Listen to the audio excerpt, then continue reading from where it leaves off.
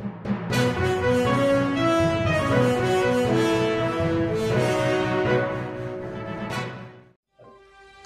सोलापूर न्यूजमध्ये आपल्या सगळ्यांचं स्वागत। उमठा तांड्यावर तिघांना मारहाण, लाथाबुक्क्या आणि खुर्ची व दांडक्याने मारहाण।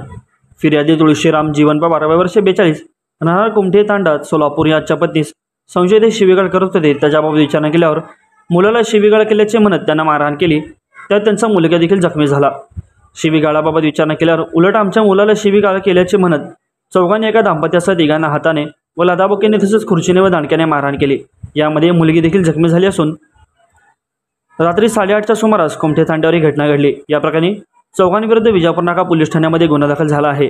शानूबाई पवार, मोहन पवार, साहिल पवार, सूरज पवार राहणार कुमठे तांडा सोलापूर अशी गुन्हा दाखल झालेल्यांची नावे असून यातील फिर्यादी तुळशीराम जीवन पवार वर्ष 42 राहणार कुमठे तांडा सोलापूर यांनी यांच्या पत्नी संशयित शिवीगाळ करत होते। त्याबाबत विचारणा केल्यावर मुलाला शिवीगाळ केल्याचे म्हणत त्यांना मारहाण केली।